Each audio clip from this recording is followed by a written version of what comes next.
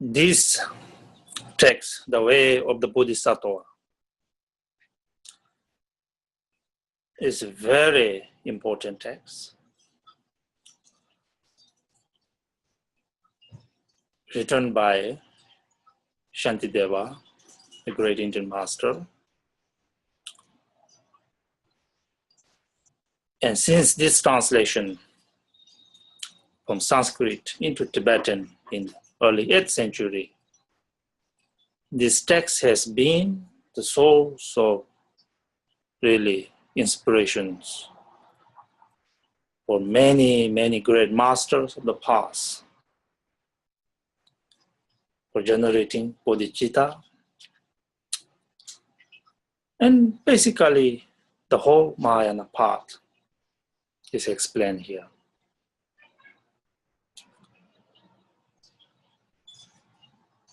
And for these texts, not only studied, but also to lots of chantings. As many of you know, in our Dhamma Center, a lot of the prayers also from these precious texts. Not only that we use here, but all other Dhamma centers also use this. Anyway, this text has been a source of really inspirations for many centuries for practitioners of the past. This text has been practiced, chanted, and of course, numerous masters of the past did commentary on this text. So precious text, I cannot explain you really how it is. And for us to study this text is very important, because since this text has been, like this text has been a source of inspirations for centuries in Tibet, also in the West, that some of you may have read so many Dharma books. And those who written Dharma books by scholars, their profound understanding of the Mahayana path or bodhicitta is drawn from this text. This is the source, really. The source of all these Mahayana path, teachings on the path and explanation is what we are going to study. So I'm so excited.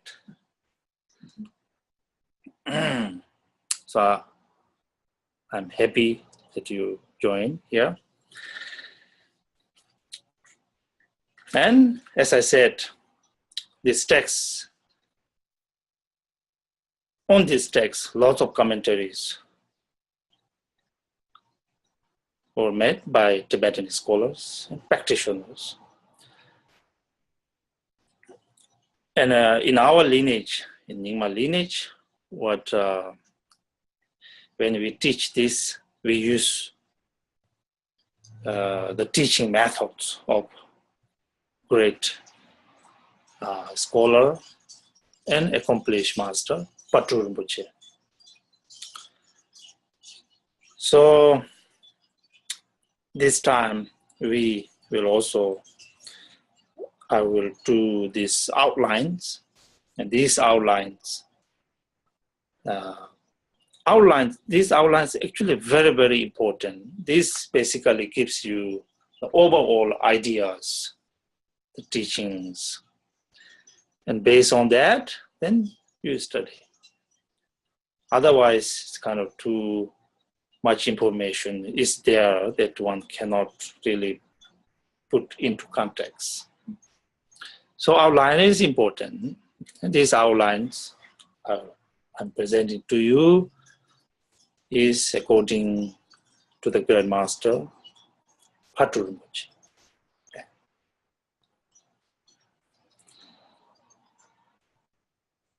When Patu Rinpoche teaches this text, actually I must say, Patu Rinpoche was the really great master who actually make this, in our lineage, this Shantideva's teachings so popular. He plays a very, very important role. He actually, it is said that he taught this text more than 100 times. And his students, all emphasize when they teach Dharma based on this text. So there was this text explained by Patrul Rinpoche is very profound. Again, Patrul Rinpoche was not only a scholar, but accomplished master who has the realizations of bodhicitta and application of bodhicitta, the whole Mahayana path, he already realized. And from his infinite wisdom, the realizations of the Mahayana path, explaining this, putting this teaching into categories, is very profound. When we follow his footsteps, there's profound,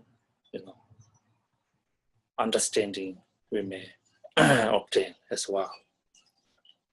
So therefore, I use outlines, the model that's set out by Patrul Rinpoche. Okay. So when Patrul Rinpoche teaches this text, he put into different categories.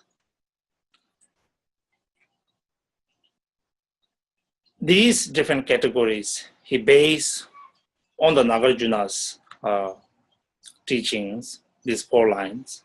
May bodhicitta, precious and sublime, arise where it has not yet come to be. And where it has arisen, may it never fail, but grow and flourish ever more and more.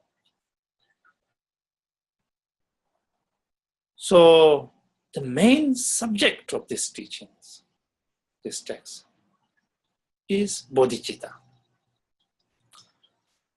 Bodhicitta is the essence of the path.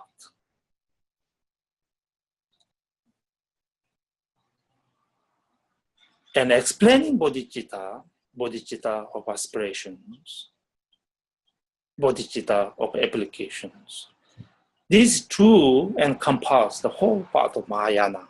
There's nothing is missing. So these teachings, this text, its main subject is a bodhicitta, and Patrul Rinpoche categorize these teachings into 3 main groups. First 3 chapters, chapter on benefit of bodhicitta, chapter on confession, chapter on taking hold of bodhicitta. These 3 chapters are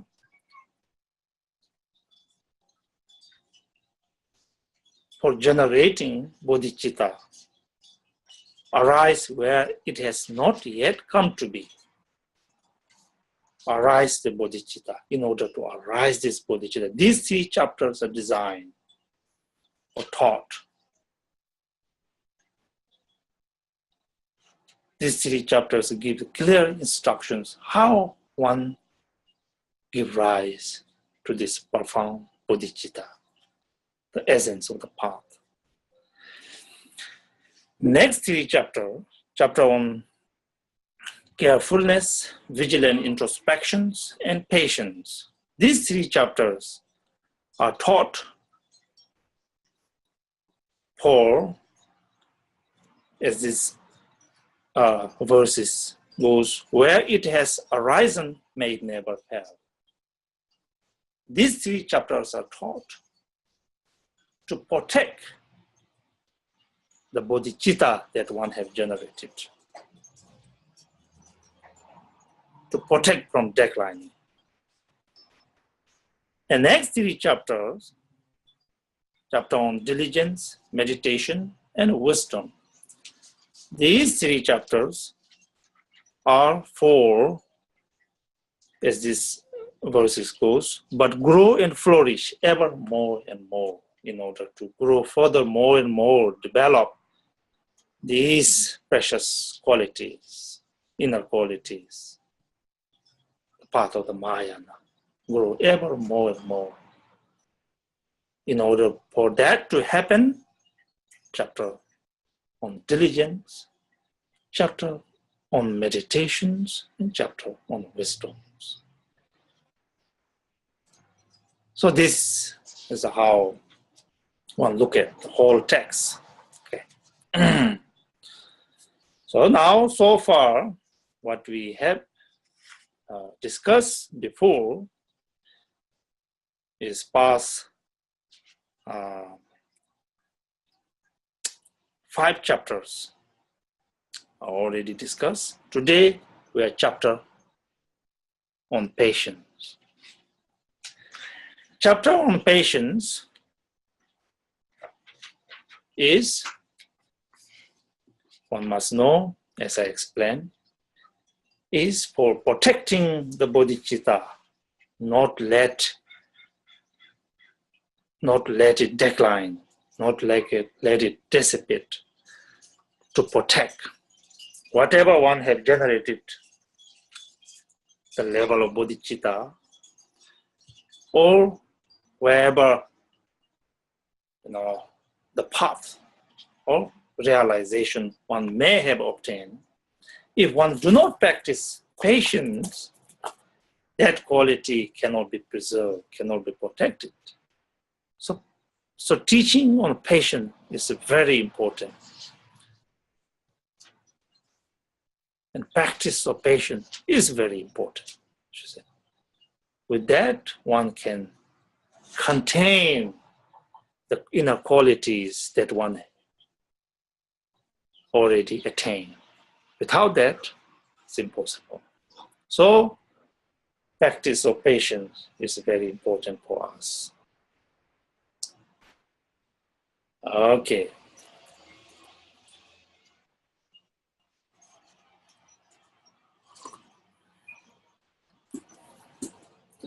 Now, chapter on patience.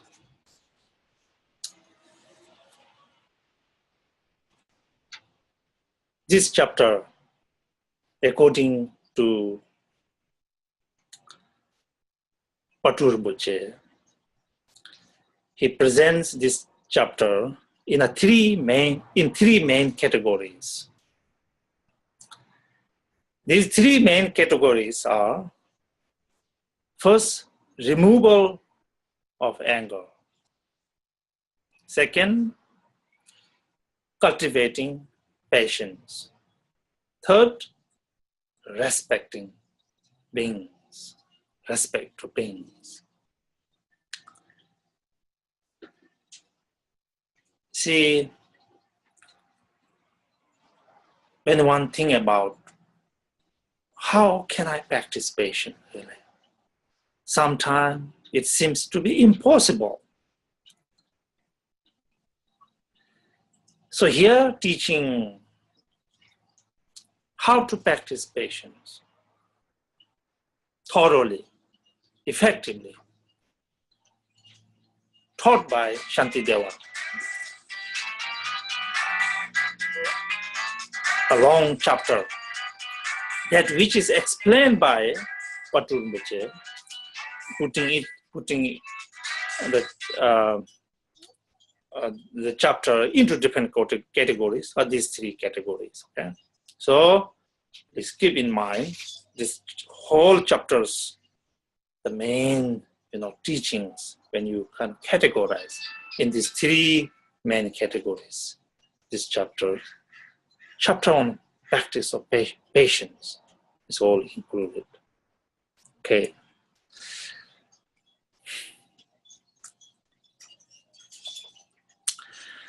Now,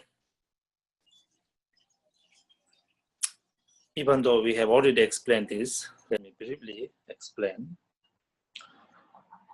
First, the category removal of anger. That's the main thing. This chapter on patience, Shantideva begins with the removal of anger. Now, first, let us think about anger. or hatred. What is that? Anger and hatred is based on self-clinging mind.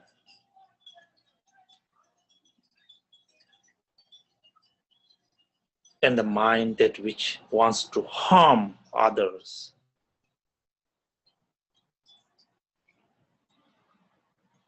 So this mind is the direct kind of opposite of bodhicitta. The main thing, main obstacle, the king of all obstacles, probably, to our bodhicitta is anger. Anger is completely the opposite side of the bodhicitta. Wishing to bring some harm to others is completely opposite. So, unless you deal with this, how can you continue to keep bodhicitta? In order to keep your bodhicitta, you must deal with this anger. Likewise, in order to practice patience, first and foremost, we have to think about its powerful kind of opposite side, that is anger. Where there's anger, when the person is completely dominated by anger, practice of patience is not there. So therefore, one must first know that anger is negative emotions. Anger is the worst thing that one can have. Where there's anger, there's no practice of patience. So first, in order to practice patience effectively, in order to have a taste of patience even, one must remove the anger first. So in order to remove the anger, Shantideva here explained how bad the anger is, how this anger destroys the merit that are accumulated for aeons, in aeons, all can be destroyed by this anger, how anger is bad. In order to remove anything, first, one must know the defects of that. And when one truly knows the defects of the anger, or affective emotion in general, so then one will have a wish to be free of these affective emotions. So that's why removal of anger in this category, Shantideva's teachings, how important it is to be free of anger, what anger does. So all these teachings we discussed before. So I hope you go back to read and reflect on this. So with that, somehow we be able to deal with our anger better. Okay. Now, second, cultivating patience, the main subject.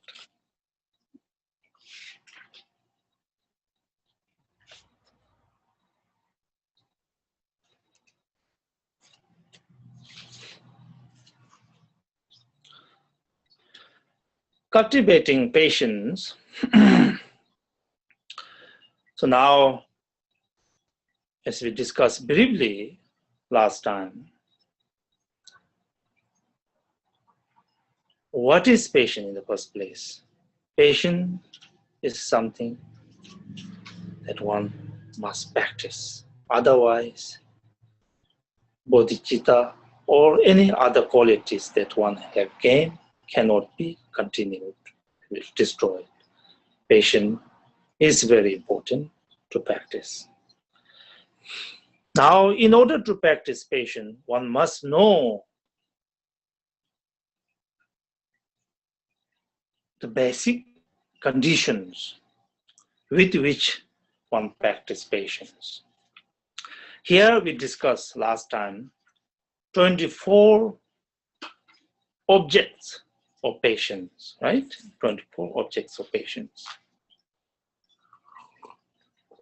This time also, it's important to think about that.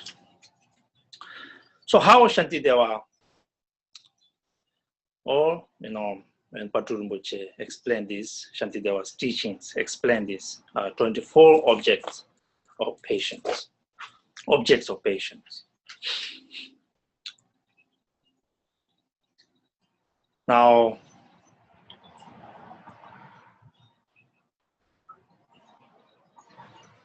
imagine those whose mind is dominated by anger.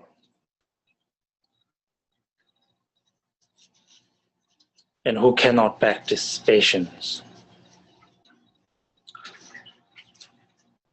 What kind of mentality or what kind of person this is? These persons, ordinary persons,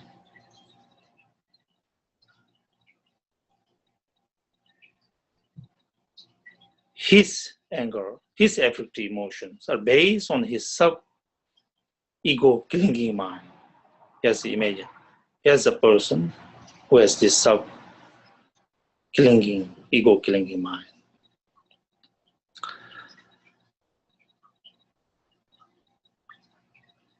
Thinking only for oneself. Whatever one do is for one's own benefit. Selfish person with ego clinging. Now to this person, where there's so much selfishness, so much ego clinging, there are two things happen. So-called one's loved ones to whom one has so much attachment.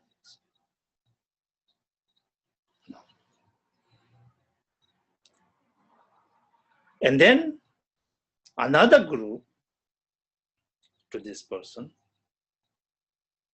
is enemy. There's a group of enemy.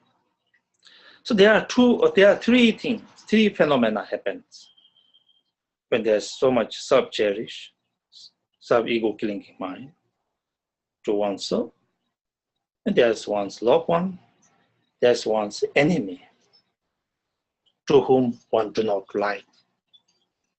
Enemy to whom one hate, enemy to whom one have so much attachment, loved ones, so much attachment. Those three. So this is the situation of samsara. Right?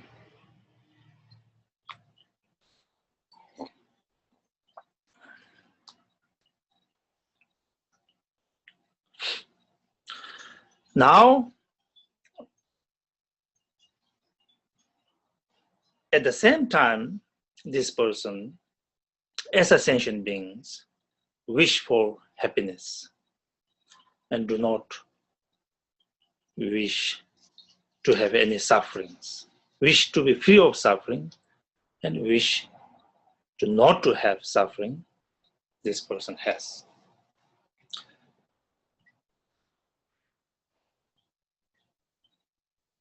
So we are talking about here very ordinary kind of phenomena. We are not thinking about bodhicitta, obviously. So far, bodhicitta, as we talk about, bodhicitta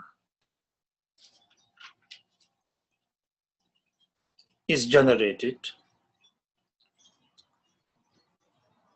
caring for all other sentient beings. For him or her, there's no enemy to whom he or she hates. There's no particularly loved ones to whom so much attachment is there. So true bodhisattvas his or her mind is vast, very open. His or her mind have realized so-called immeasurable equanimity. For him, there's no enemy, there's no loved ones, everybody,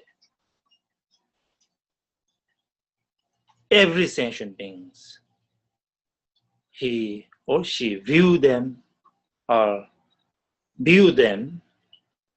as his or her own mother, all motherly sentient beings.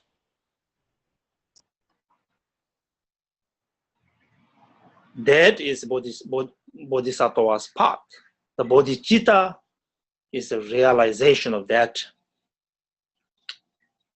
immeasurable equanimity toward all sentient beings, no differences.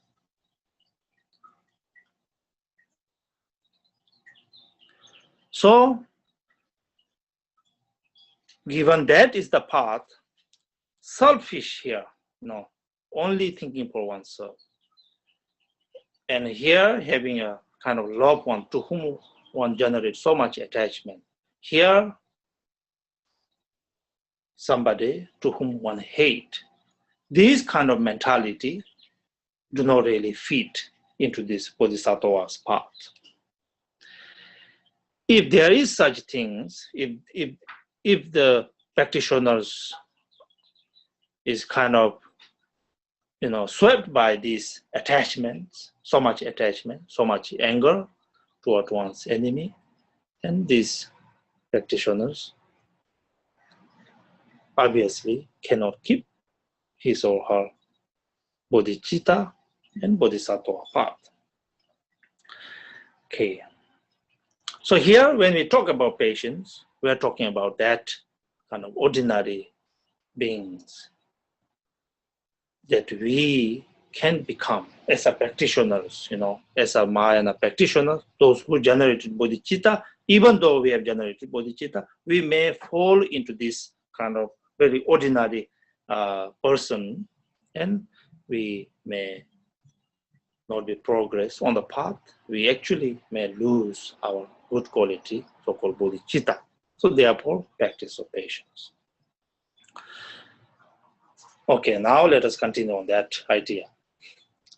So that three kind of oneself, one's loved one, one's enemy. To these three,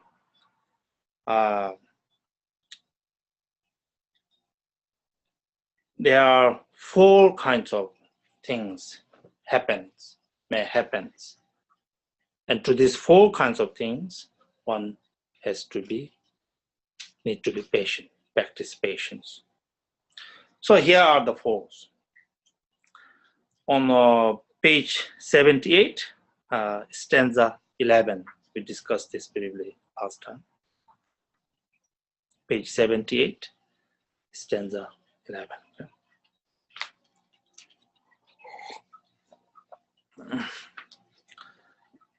Tibetan word for this is Dunghal Nyetang Siksuptang Minyeshicha Mindyote. But here translated as pain, humiliation, insult, or rebukes.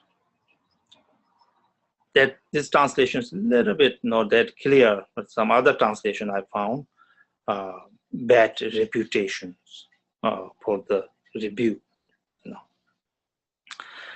Anyway, now these four: pain, sometimes we translate as suffering; humiliation, sometimes translated as treat with contempt or disrespect; insult, using harsh word; and bad reputation. There are four things. So imagine this ordinary being who has so much selfishness. When he or she is treated, cause pain by others on himself, pain, physical pain, or mental pain, anything, pain, suffering is treated. So that's one thing. And then humiliation, and then insult, and then humiliation, treat with contempt in Tibetan, nyetang. Nyetang means not with respect, but treat with contempt. Insult using bad words, harsh words. And bad reputation, somehow that person announce to all others that you are someone bad person, like that. So these 4 things can happen to oneself, to that selfish person. So these 4 things, whoever calls these 4 things to oneself, one needs to be patient. And that's 4 on oneself. It's what one do not wish to happen, but if it happens, practice patience. Now, the opposite side of that, what one wish is not pain, but happiness. Not humiliation, but one wish to be treated with respect. Not insult, but one wish to be praised. Not with bad reputation, but one wish to be, to have some kind of good reputation, so to say, right? Good reputation. So, what one wish is these 4 opposites. Happiness, all these 4. What one do not wish is pain, humiliation, insult, and bad reputations. So basically, whoever treats this bad thing, 4 bad things toward oneself, one needs to be patient. There are 4 objects of patience. And those who treat us with happiness and treat with respect, treat with praise, treat with good reputation. If there's somebody who obstruct that treating, so this is also these 4 people who obstruct us to that 4 things happen, one must be patient with. So these are the 8 objects to oneself one needs to be patient with. So basically here we try to kind of identify to whom one practice patience, right? 4 kinds of people. 4 and 8 kinds of people we try to practice patience with. So now go to our loved ones. Loved ones who treat with pain, want to be patient. Who treat humiliation, who insult, who cause bad reputations. To these 4 kinds of causes. When this happens, one needs to be patient. Likewise, when to our loved ones, the 4 opposite,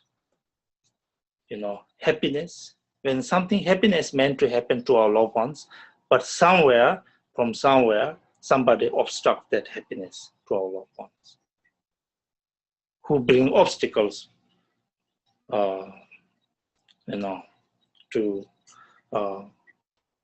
bring obstacles, one needs to be patient with.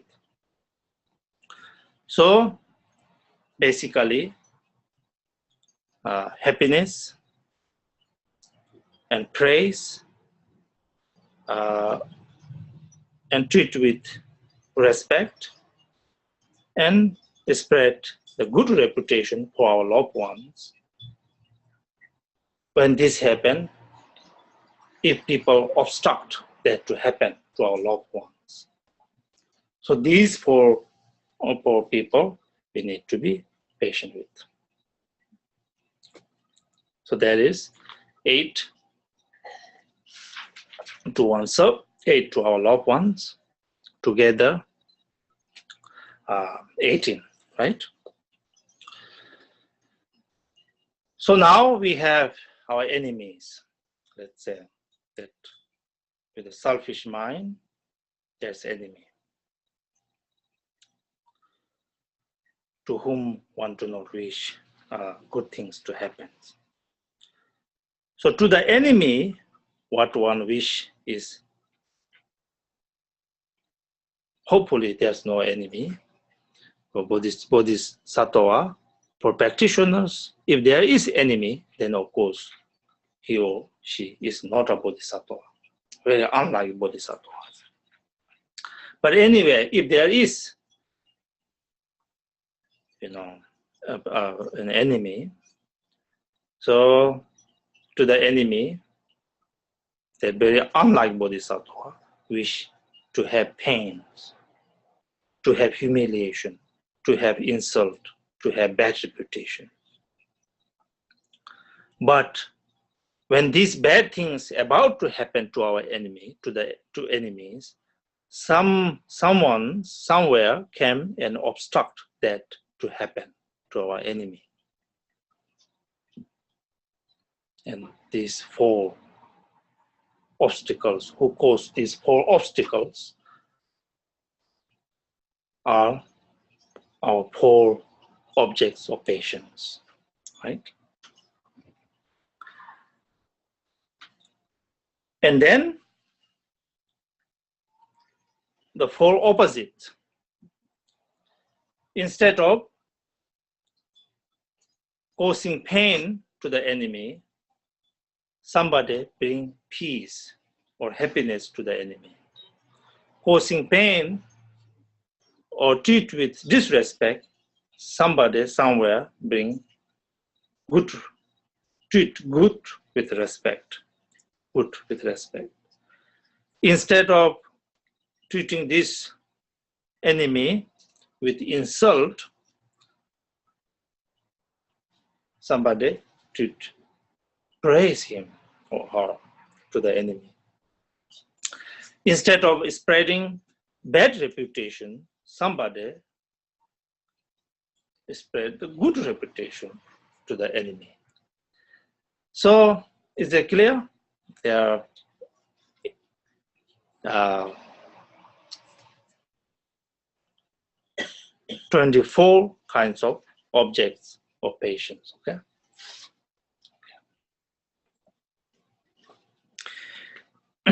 So basically, what we are here, based on Shantideva's teaching, what we are doing is some kind of to recognize clearly what are the objects to whom one can generate this patience.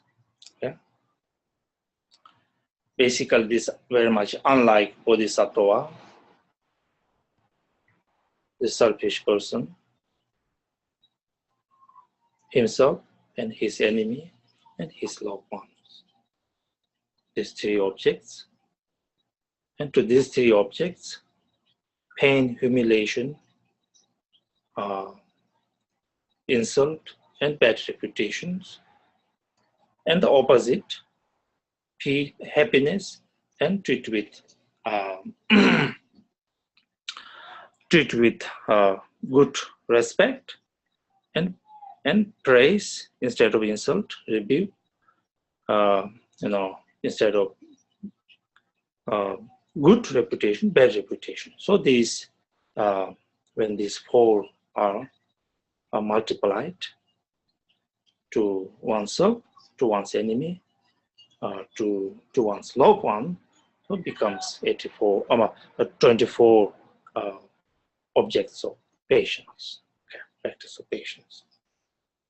Okay.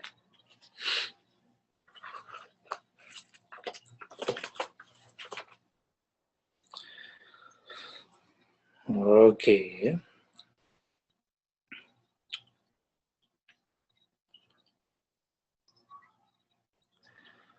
So now, cultivating patience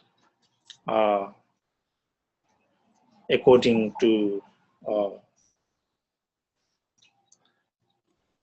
Patur Rinpoche,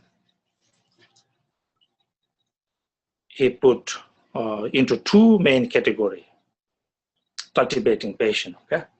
Two main categories. Two main categories are the cultivating patience toward things that one do not like. See, as a sentient beings, we have always two things: the things that we like and things that we do not like. So first, cultivating patience toward things that we dislike. And second, cultivating patience toward things we wish to happen, but somebody come up to obstruct that to happen. So we cultivate patience to that. So two main categories. Okay? Now the first, cultivating patience toward things that we do not like and we dislike. So in this category, Patur Rinpoche put 4 subcategories. These 4 subcategories are: cultivate patience toward those which brings sufferings, that we discussed last time. Cultivating patience toward those who treat us with contempt, that also we discussed last time. So today, the last 2, cultivating patience toward things or toward those who hurt our loved ones, right? And then cultivating patience toward those who are kind, who are nice, and being nice to our enemies. So these 2 we're going to discuss today.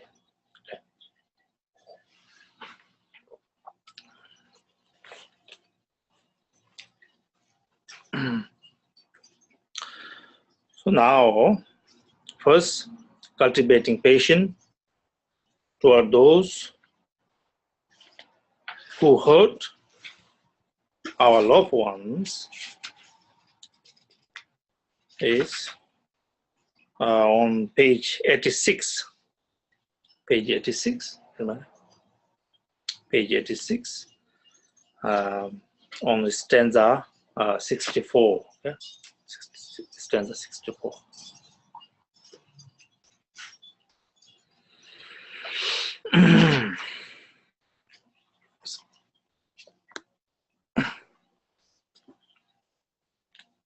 Stanza 64.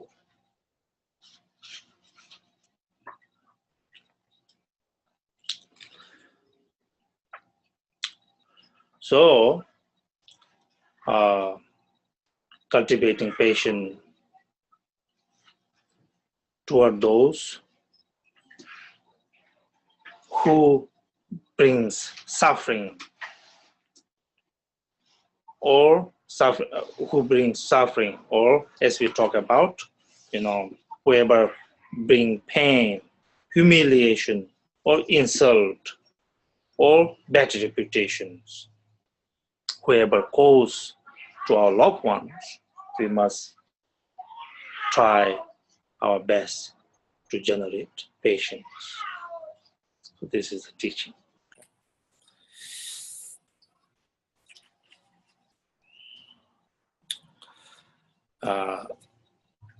This teaching starts from stanza 64 through stanza 75.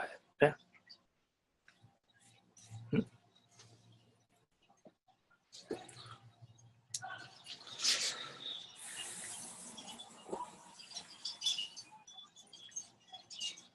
Okay.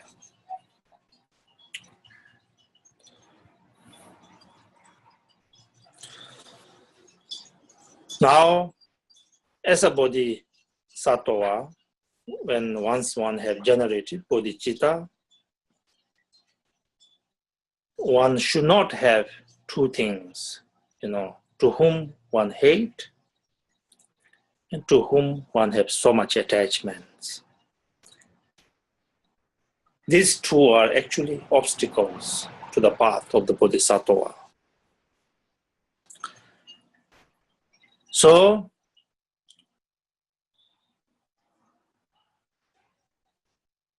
one must practice patience toward those who treat our loved ones with, all these unwanted circumstances. One must practice patience. The reason that one have so much attachment to our loved one is that one do not have realized that, in fact, these,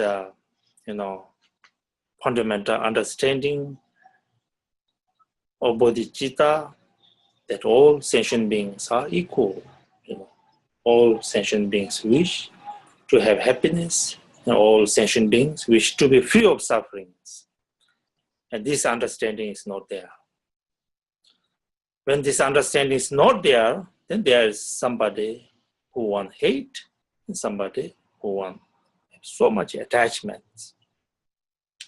With that attachment, from that attachment, if anybody say something bad toward one's loved ones, one is immediately kind of, enraged.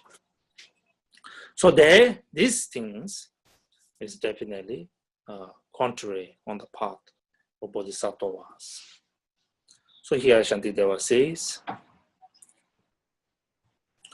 to something that one love, to something that one have attachment, even to our doctrines, to the teaching, Buddha's teachings, to the image of the Buddha or stupa. Whoever do kind of treat them badly, one must practice patience, because all these, objects that one have so much attachments are in fact unnecessary. So much attachments are unnecessary. So therefore, Bodhisattva path is not the path of attachment, but path of realizing immeasurable equanimity. So therefore, knowing that when somebody treats one's loved ones, badly, that anger comes from one's own attachments. So therefore, one must practice patience. And also, when the enemies treat our loved ones badly, we don't really know what is the fundamental karmas are there, Maybe in other lifetimes, our loved ones treat these folks badly. So this time, simply karma is coming back. So knowing or reflecting more, distant cause, so one should not be that much, kind of upset or generate anger, not too much anger to these, to those who treat our loved ones badly.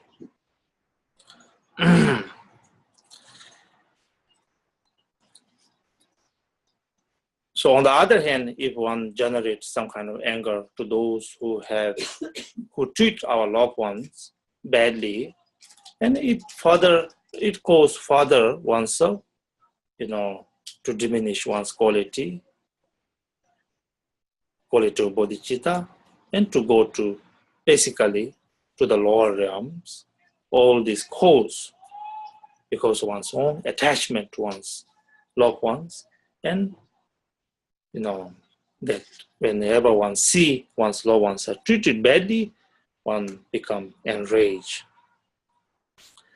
Likewise, Shantideva,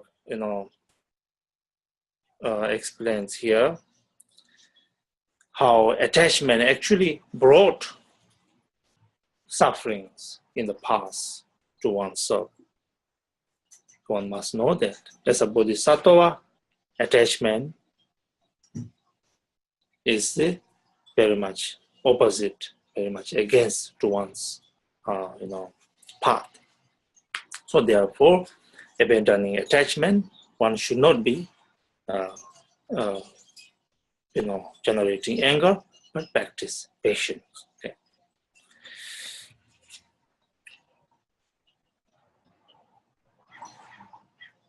Okay.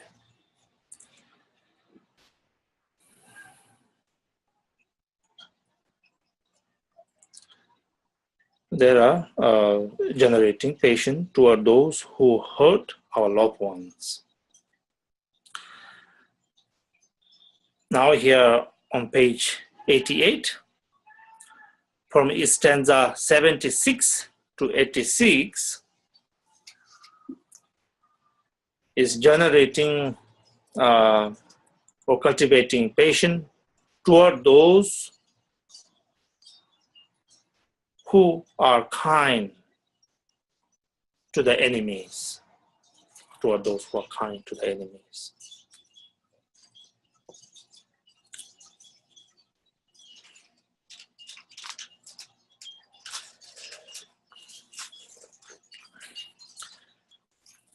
So, for the true bodhisattvas, of course, when one be able to generate bodhicitta, there's no enemy. If there is enemy, as I mentioned, he or she is not bodhisattva, period. So when there is enemy, and one is in a very ordinary kind of environment, too much attachment to our loved ones, too much hatred to enemy, are very much unlike bodhisattvas. With these two things can bring down all the qualities of the path of the bodhisattva. With these two things, one cannot progress on the path. With these two things, whatever one has generated bodhicitta will also decline. So therefore, here what Shantideva is trying to teach is that for the true bodhisattva, one should not have these two things. One must treat equally all sentient beings. That is fundamentally, that is the message. So treating with all sentient beings equally, then there will be practice of patience. Practice of patience will be, naturally arise. So, from this stanza 76 to 86 is about cultivating patience toward those who are kind to our enemy. These ordinary beings wish this enemy to have sufferings. This is very unlike bodhisattva, wish his or her enemy to have sufferings. But whoever treat this enemy with kind, and this person, lose his or her patience. So here teaching is that, well, in fact, there's no such enemy. So all sentient beings wish for happiness. All sentient beings do not wish to have sufferings. And with that, when one see the others treating one's enemy good, one should be happy. One should be happy. One should not be always keeping in mind that there's enemy for oneself, and one always wish those enemies be treated bad. Okay.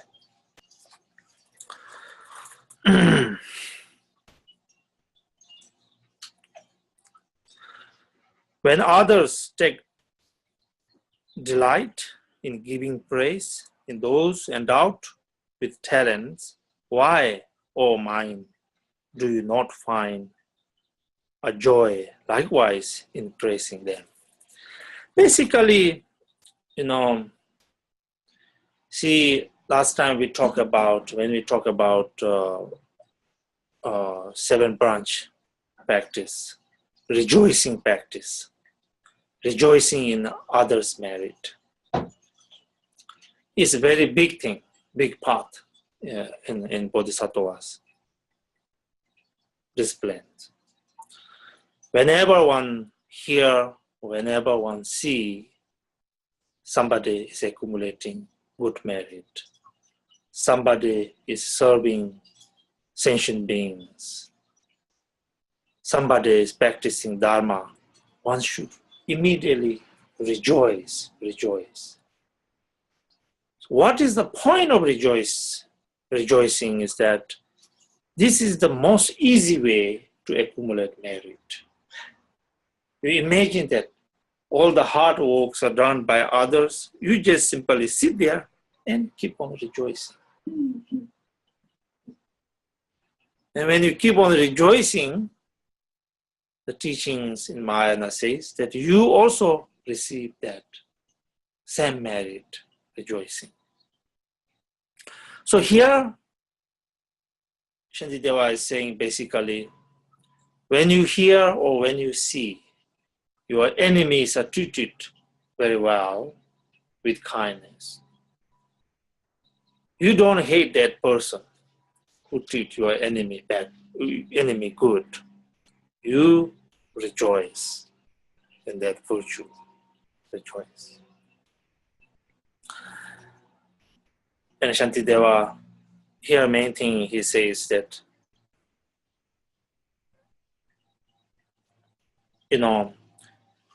when people treat you with good, treat you well, you are happy. And you like that person. And that's the same thing when other people treat your enemy also with goodness. Why don't you be happy? You should just enjoy it. So basically, in the teaching of Mahayana, we call it empathetic joy or sympathetic joy, sometimes translated.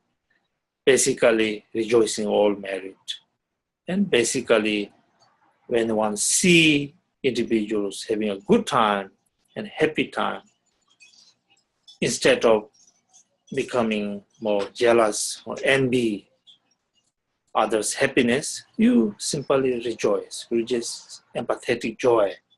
You also generate this kind of joy. So that is the Bodhisattva's path, basically.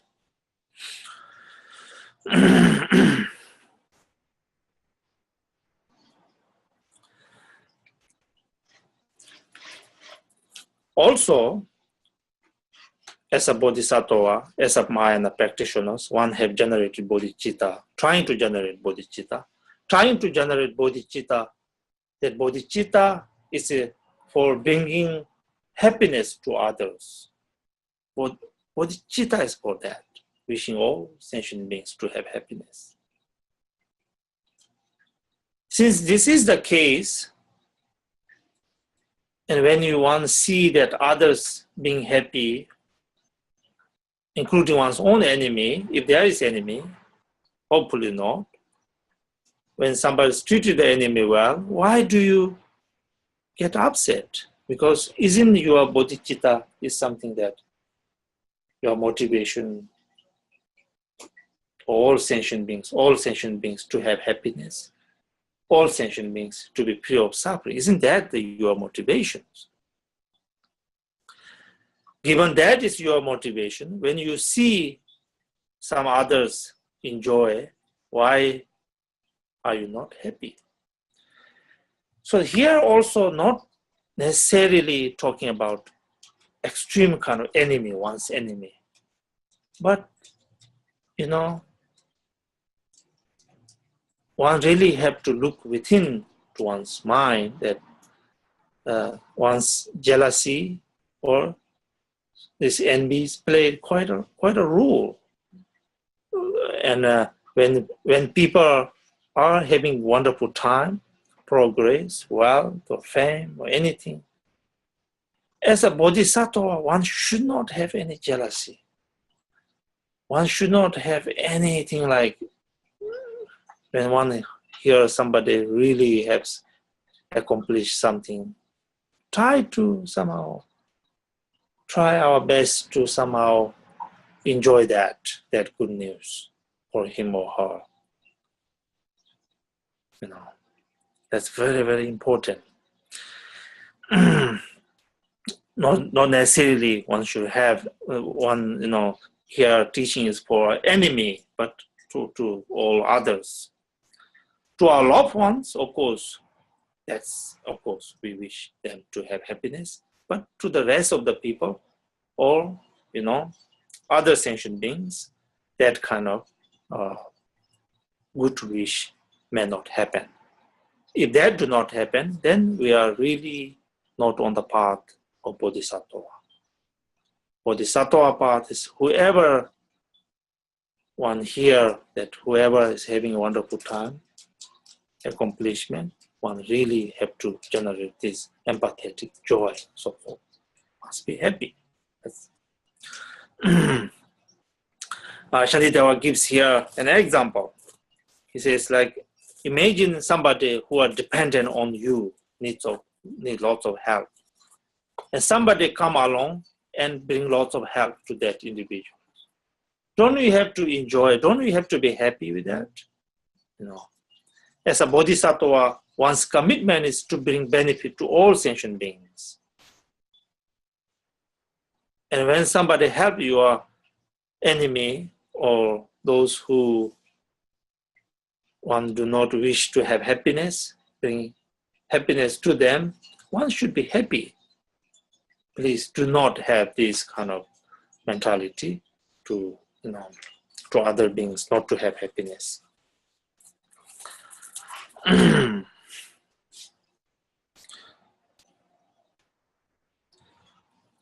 Okay. So that completes the explanation, cultivating patience toward those who are kind to our enemies. Okay. Now, the second, main teachings, cultivating patience toward those who obstructs the fulfillment of our desires. Now, first, up to here, we have been talking about, individual here wish to have happiness and wish not to have any sufferings. Wish not to have any sufferings, we always wish to be free of sufferings, but when somebody treated, sufferings, so that's where one go with so much anger.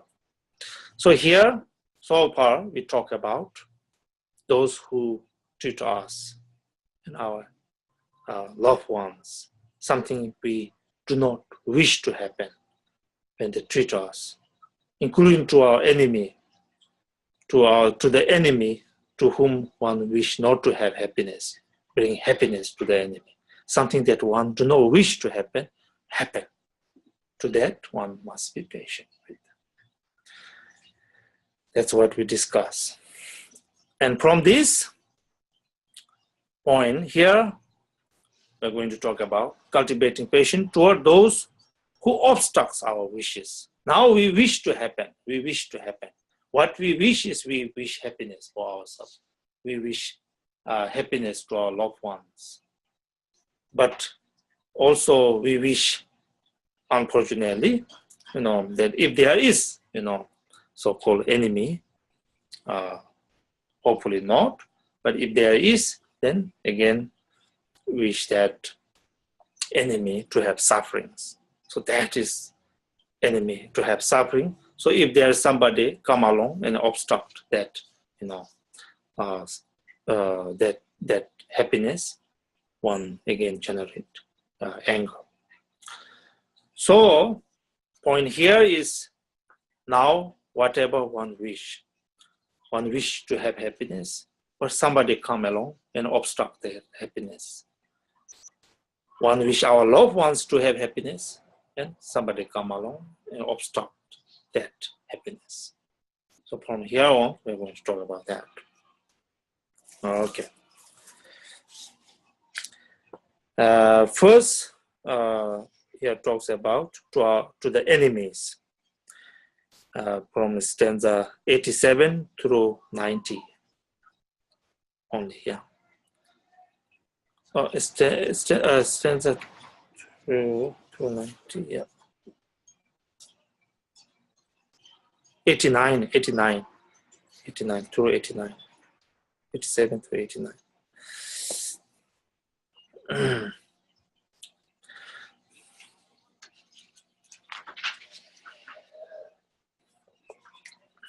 So here, to the enemy, this selfish individual, let's say, has an enemy. To this enemy, this selfish individual wish to, pour all the sufferings on them, to this enemy. That's what this individual wants. But somebody come and obstruct that sufferings on this enemy. For us, maybe sometimes kind of terrorist things, we talk about some kind of terrorists. With people kind of generate this kind of wish to have so much suffering on terrorists. When there's this kind of mentality, and imagine that somebody come along and prevent that suffering to that terrorist. So whoever prevent that suffering to that terrorist will generate kind of rage. So anyway, as a Bodhisattva, one should not have any enemy. One should not wish any suffering fall on any sentient being. If that happens, then we are not on the path of Bodhisattva. Path of Bodhisattva do not have enemy. Okay. Now here the teaching says, if unhappiness fall your enemy, befall your enemies, why should this be cause for your rejoicing? Really? Why you rejoice when you hear your enemy have sufferings? Your rejoice will not bring any suffering to the enemy. It's totally useless from Shantideva's point of view. Now if you think that, oh well, I rejoice because, when I hear my enemy have sufferings, it makes me feel good or bring me some satisfaction. So here Shantideva says, if that's the case, then you are very much in the wrong track. Very much. So bad mind. So hopefully nothing happens like that to us. Okay, that's the teaching. And from here, stanza 90 through stanza 111. Stanza 90 through 111 is the teachings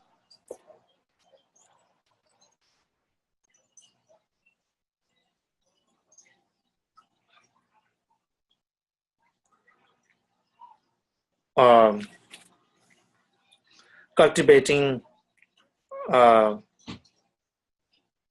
patience toward those who obstruct the happiness that are coming on our loved ones. Whoever obstructs those happiness, those enjoy, those again, those happiness, those good words, those praise, those good reputation, let's say, happening to our loved ones, but somebody come along and obstructs that to happen to our loved ones.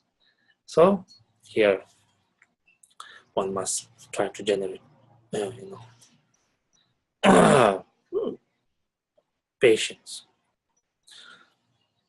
Here it's veneration, praise, and fame serve not to increase merit or my span of life, bestowing neither health nor strength, and nothing for body's ease.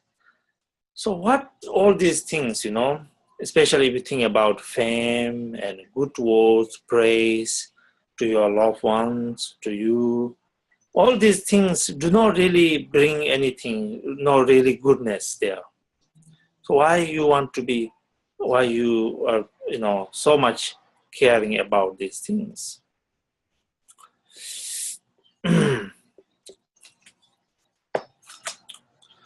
So, from, for true practitioners, Bodhisattva, on the path of Bodhisattva, true practitioners do not need any fame, do not need any compliments. All these are irrelevant for him or her.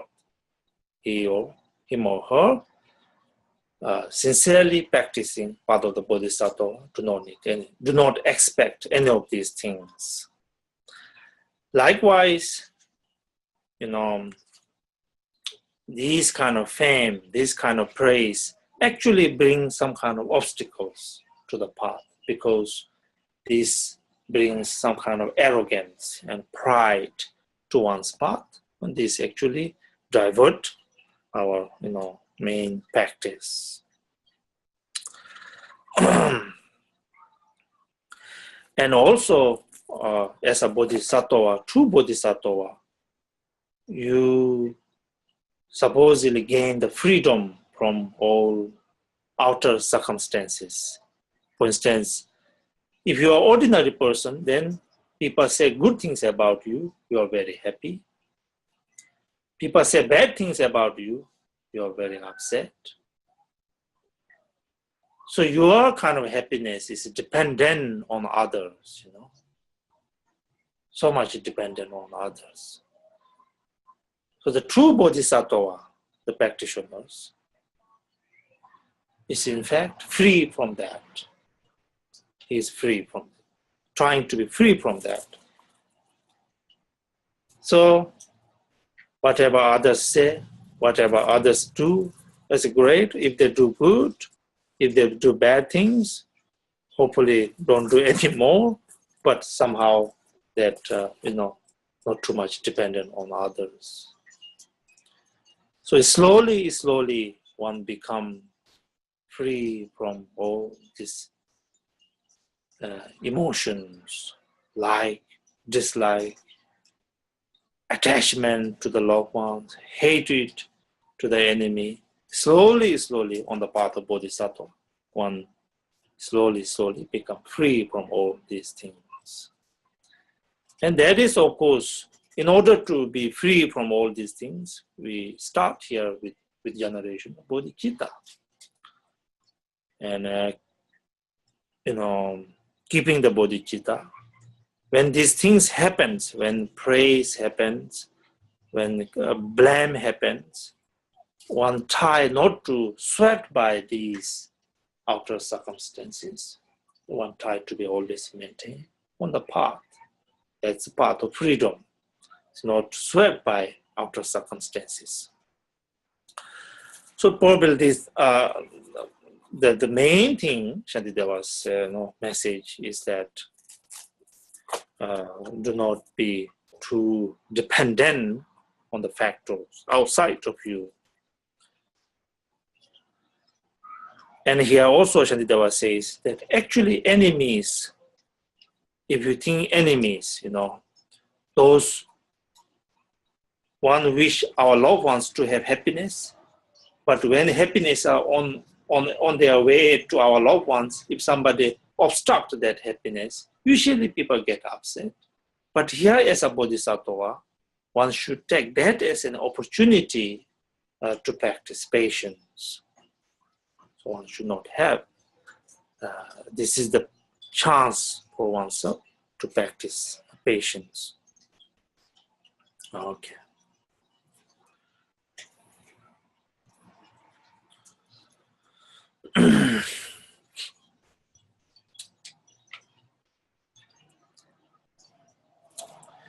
Now, the main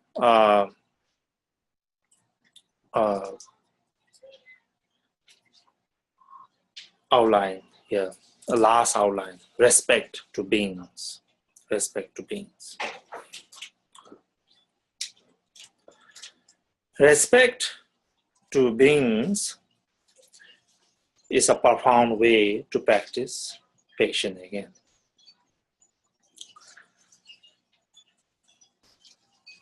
Now, respect to beings has three subcategories. Respecting others with the thought that all beings are the field of merit. All sentient beings are the field of merit. Second, respecting others with the thought of pleasing the Buddhas. Respecting others with the thought of pleasing the Buddhas. Third, respecting others, keeping in mind the law of karma. So, respect all sentient beings. It's a teaching from here. Now, first, respect sentient beings, thinking that they are one of the field of merit. This teaching is from stanza 112 through 118. Okay? 112 through 118. So now, why as a bodhisattva respect sentient beings? Because it says here, and so mighty sage has spoken, the field of beings as well as the field of conquerors, the Buddhas. Many who brought happiness to beings have passed beyond attaining to perfections. So when we talk about field of merit, first field of merit is Buddhas and Bodhisattvas, to whom one venerate, to whom one do prostration, to whom one rejoice, all the 7 branch prayers directed to all the Buddhas and Bodhisattvas. And these are the field of merit. Second field of merit is all sentient beings, ordinary beings. Because without all ordinary sentient beings, how can you accumulate merit?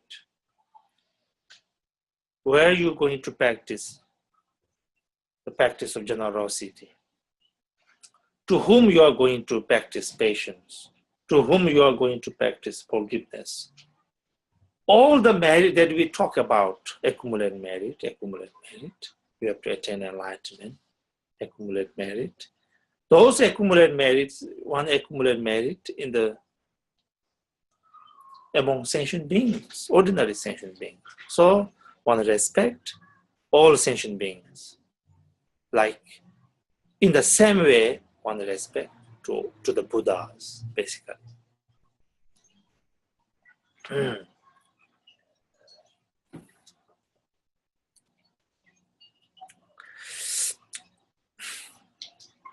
So here says that all the Buddhas of the past,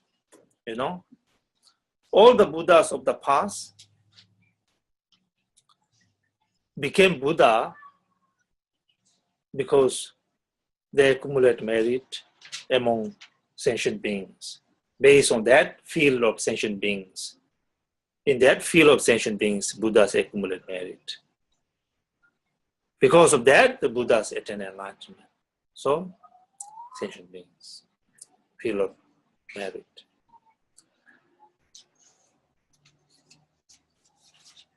So of course, quality-wise, Buddha's quality, Bodhisattva's quality is a very wonderful.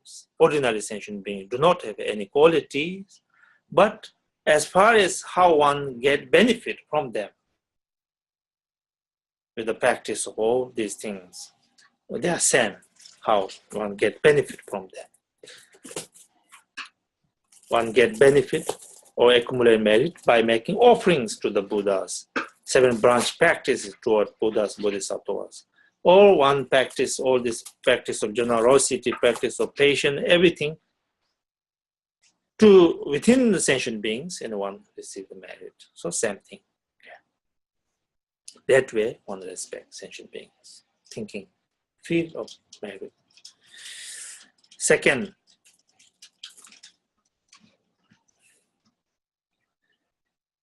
respecting the beings, with the thought of pleasing others, respecting beings, or treating others well is the way how one treat or please the Buddhas. Right? Their teaching is from stanza 119 through 127. 119 through 127. Okay.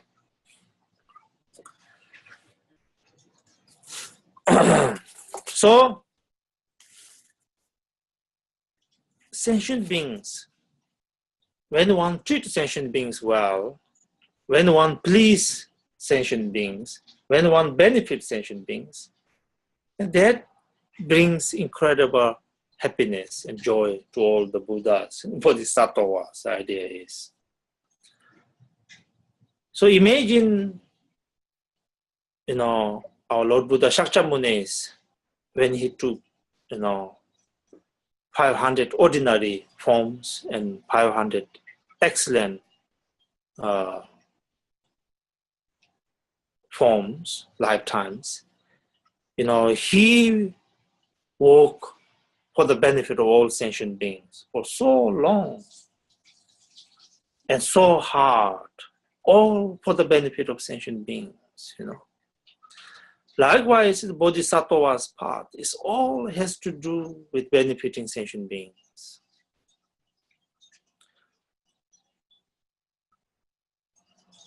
All Bodhisattvas' wish is to bring benefit to sentient beings.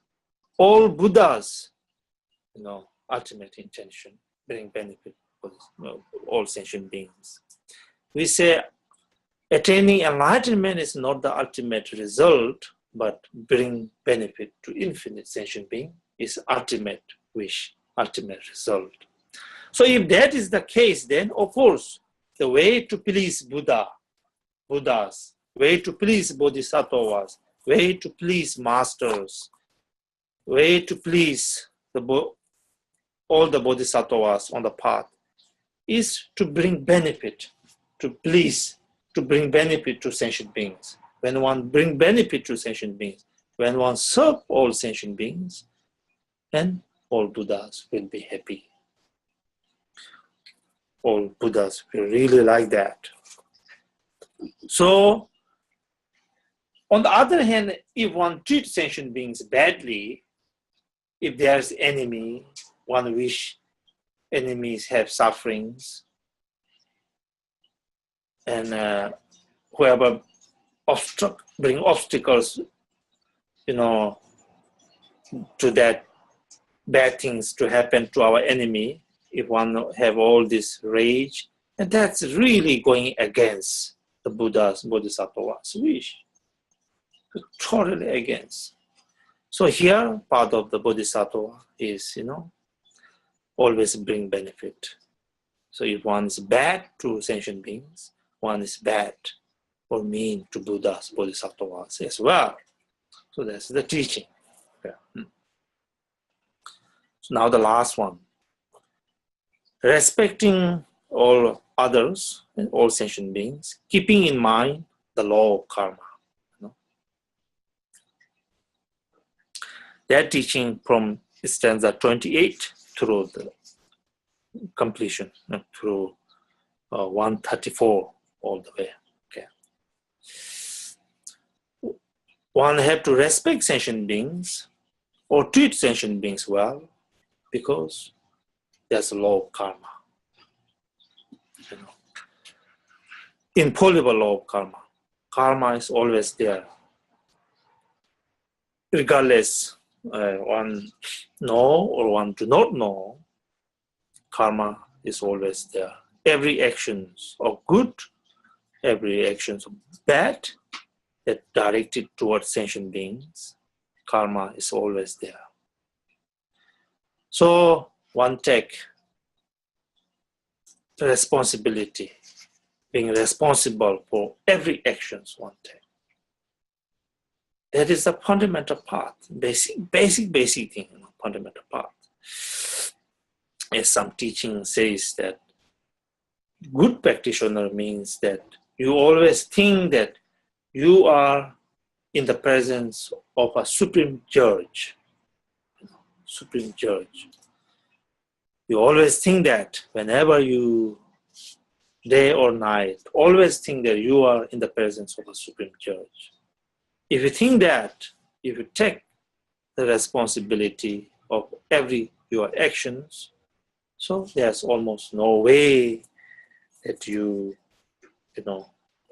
accumulate any bad karma, or as we talk about wishing something like enemy to have sufferings, all these things will never happen. Will never happen. So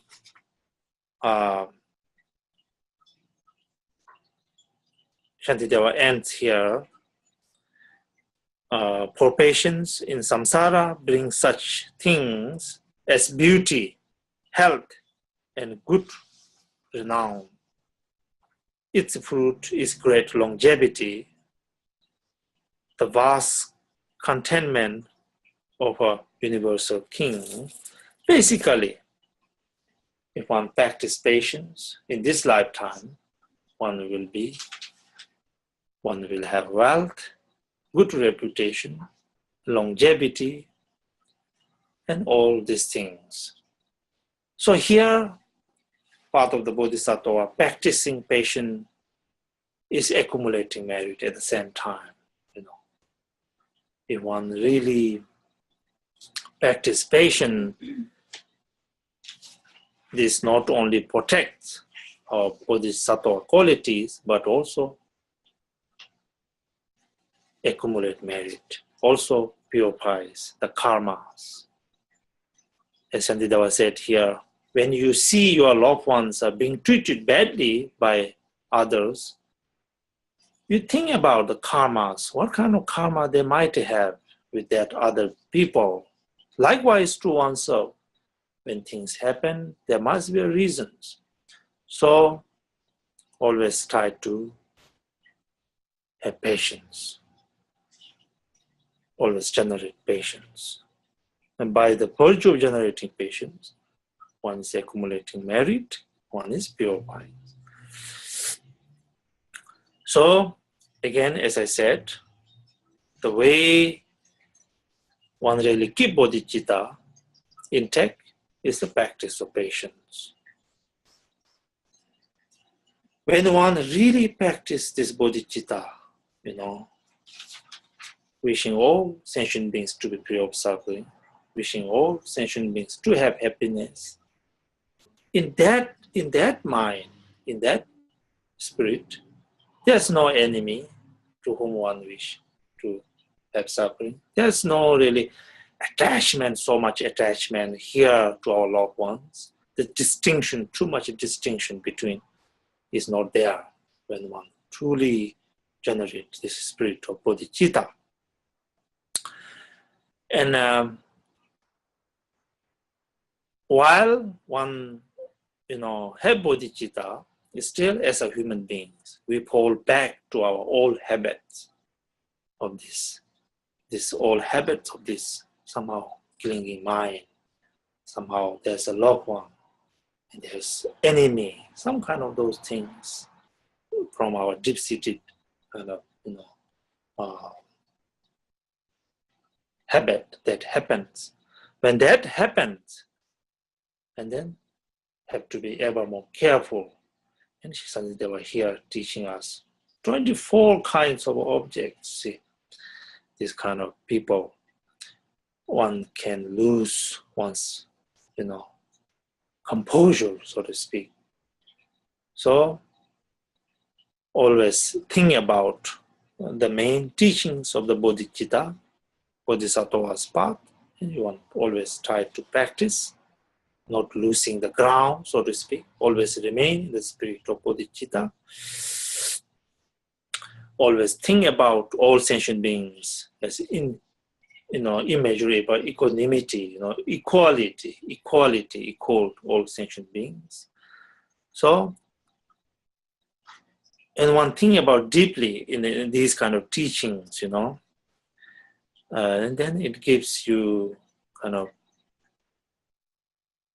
real understanding, the carefulness, the importance of, how importance of, being mindful. So with that, one be able to practice patience. Whenever one encounter these kind of 24 kinds of objects of patience, one immediately recognize, one reminds these kind of teachings, and hopefully one be able to practice, always the patience. Patient practice of patience is how one protects our bodhicitta. And if one be able to protect bodhicitta, one be able to further grow, that bodhicitta's quality ever more and more. And when to that happen, further grow more and more, not to lose the quality, some kind of that which protects is the practice of patience, right? With that practice of patience, one be able to keep it and further grow. And slowly, step by step, and be able to practice in the perfection of patience. So that's our, aspirations. Yeah.